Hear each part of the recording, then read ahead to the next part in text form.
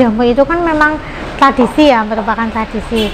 Jadi gimana kita tuh berpikir gimana jamu itu bisa diterima oleh masyarakat luas. Jangan sampai jamu itu hilang di pasaran, atau sampai generasi milenial kita tuh nggak kenal apa tuh jamu gitu. Kalau kamu butuh info update seputar peluang usaha, serba-serbi bisnis kuliner, inspirasi bisnis, dan kisah sukses pelaku usaha, stay tune di channel YouTube TV Bisnis. Video ini dipersembahkan oleh Dikemas Rumah Kemasan, Your Creative Packaging Solution.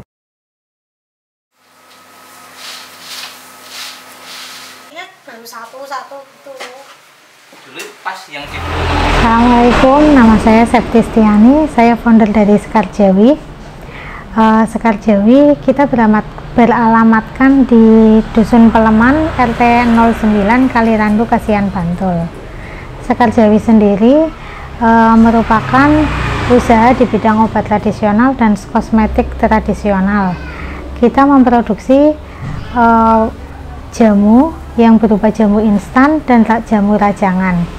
Untuk kosmetik dari Sekar Jawi, kita memproduksi lulur, masker, sabun, dan semuanya berbahan dari herbal atau jamu-jamuan. Berawal dari, sebenarnya kita berawal itu dari waktu masih kuliah sebenarnya. Saya kuliah di D2 Farmasi UGM. Waktu itu kita memang prodi D2 Farmasi UGM ekspor terhadap industri jamu. Maksudnya mereka memang mencetak untuk ahli jamu, ahli di bidang obat tradisional, terutama jamu. Saya bareng teman-teman mencoba memproduksi kayak kosmetik tradisional yang digunakan untuk spa, kayak rempah mandi gitu, terus dari mulai akhir kuliah sebenarnya kita sudah mulai memproduksi sedikit-sedikit.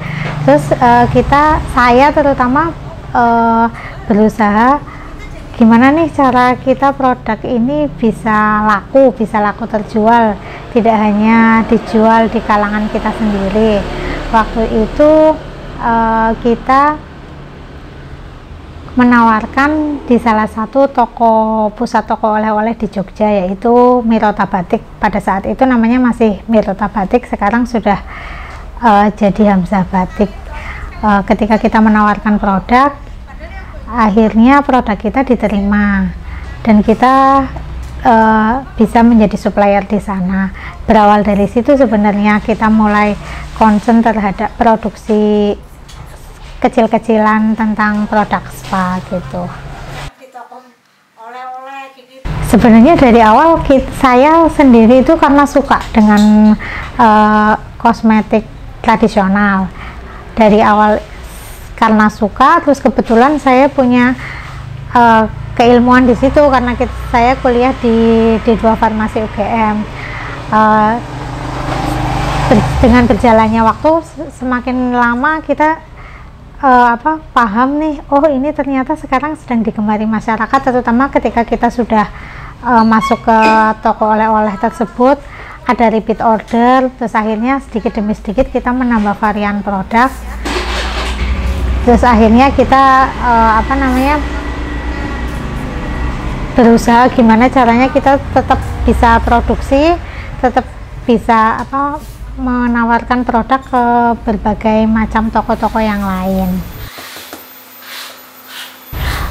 Kesulitannya waktu itu karena sebetulnya masih disambi dengan kuliah ya, jadi kita yang penting asal jalan dulu lah gitu, asal laku asal jalan. Setelah berjalan beberapa waktu, akhirnya kok kelihatan nih penjualannya, terus akhirnya saya berusaha gimana caranya saya berusaha untuk ini produk yang saya produksi itu lebih menarik lagi dan lebih bervariasi lagi. Dari situ kemudian saya ini apa, berusaha gimana caranya kalau produk ini kita legalkan. Sebenarnya belum sih, belum sejauh itu pada waktu itu. Yang penting produk tuh laku dulu. Setiap toko oleh-oleh tuh ada produk kita gitu. Tapi sejalannya waktu, karena adanya regulasi yang mengatur tentang kosmetik dan obat tradisional, kita mau nggak mau harus mengikuti aturan regulasi yang ada gitu. Akhirnya kita terkendala lah di perizinan itu. Awal kita memulai usaha itu produknya adalah rempah mandi. Jadi rempah-rempah yang digunakan untuk, biasanya di spa itu herbal bath gitu. Dengan niat itu kita tuh pengen memasyarakatkan ramuan tradisional itu sendiri. Jadi kan kebanyakan kalau produk spa gitu-gitu kan image-nya produk Bali gitu kan. Kita ingin tuh Jogja tuh punya ikon produk kosmetik tradisional nih gitu. Akhirnya kita awal mula sekali tuh karena memang rempah mandi itu sangat mudah, ya mudahlah kita buat, terus bahan bakunya juga mudah didapat. Akhirnya kita produksi rempah mandi. Setelah berjalan beberapa waktu, rempah mandi yang kita produksi itu ternyata di pasaran laku. Akhirnya kita bikin varian lain. Varian berikutnya adalah kita bikin lulur. Setelah bikin lulur laku, kita bikin masker. Terus setelah produk kosmetik itu mulai dikenal, akhirnya kita ada beberapa varian seperti maskernya tuh ada beberapa varian juga, masker bengkoang, masker coklat gitu. Lulurnya juga kita ada beberapa varian. Suatu ketika produksi kita terkendala oleh perizinan tadi, akhirnya kita stop untuk produk kosmetik karena memang harus memiliki izin edar yang berupa notifikasi kosmetik dari BPOM. Tapi gimana caranya kita tetap bisa survive nih? Akhirnya kita memproduksi produk yang bisa memiliki legalitas tapi dengan modal yang tidak terlalu banyak. Akhirnya kita memproduksi minuman instan. Itu kan izinnya masih PIRT dan minuman rajangan.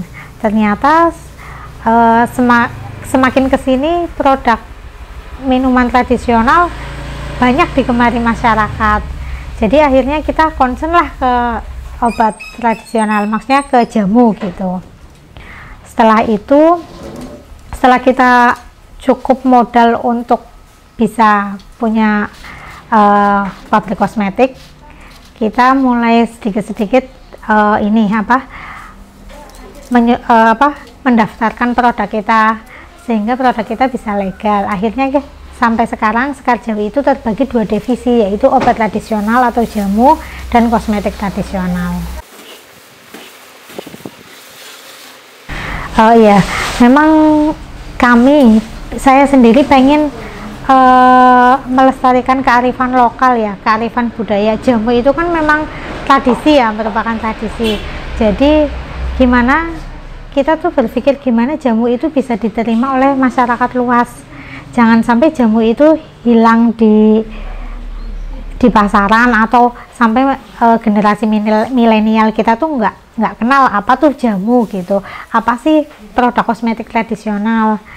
Walaupun kita produksi kosmetik, tetap basicnya tetap ke jamu atau rempah-rempah tadi. Sebenarnya kalau kita tahu, maksudnya kita tahu asal mula bahan baku dan lain-lain, itu sebenarnya industri obat tradisional itu tidak memerlukan banyak modal sih, kecuali memang sarana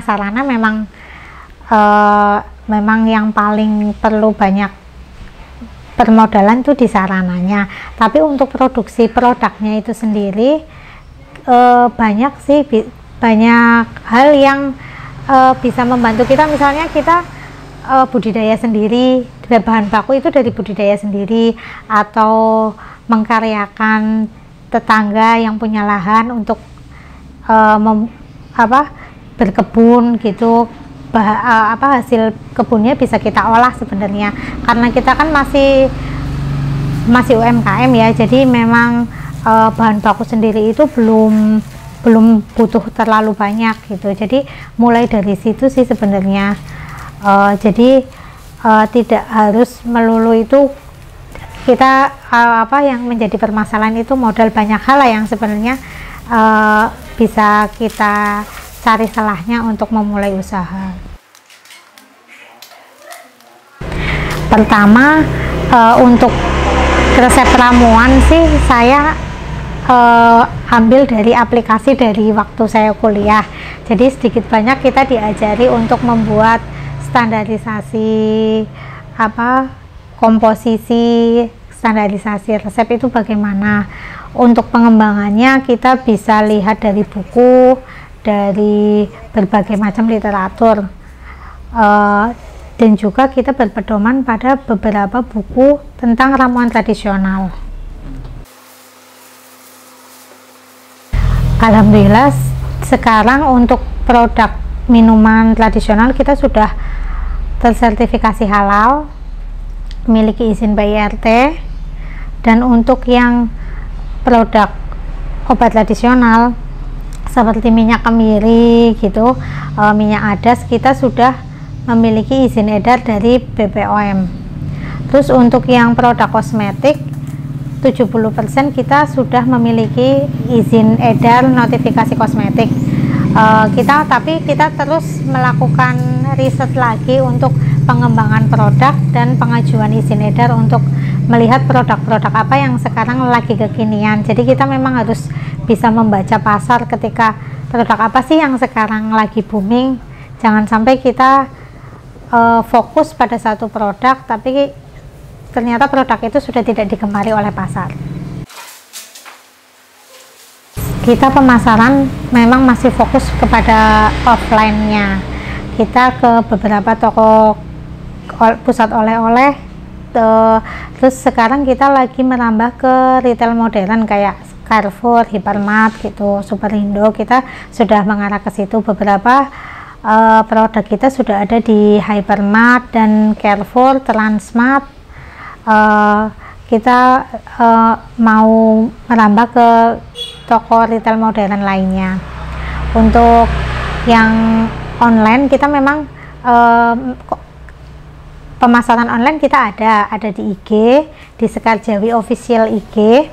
Terus untuk toko di marketplace juga ada di Shopee dan Bukalapak serta Tokopedia. Cuma memang kita belum terlalu concern banget di online-nya. Kita masih masih fokus ke offline-nya karena kita pengen mengakar dulu nih produk kita. Nanti ketika orang sudah tahu produk kita ada di pasar, mereka pasti cari ke online-nya, ke marketplace atau ke IG langsung gitu.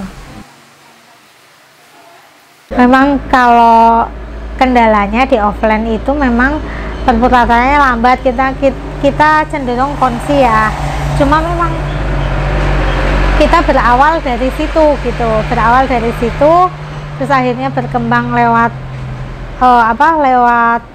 offline tadi, dari toko tradisional ke pusat oleh-oleh sampai ke retail modern.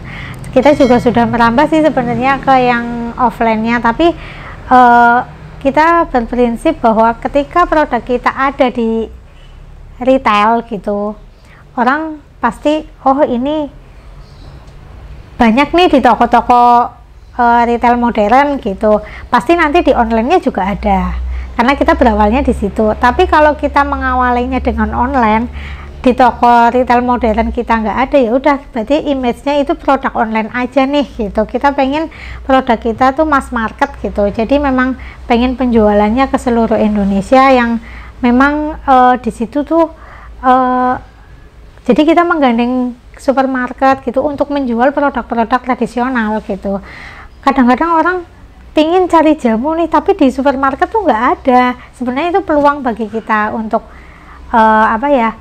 kita berdampingan dengan toko yang udah besar. Jadi kita kalau pengen ikut besar ya kita nggak ikut ke mereka gitu.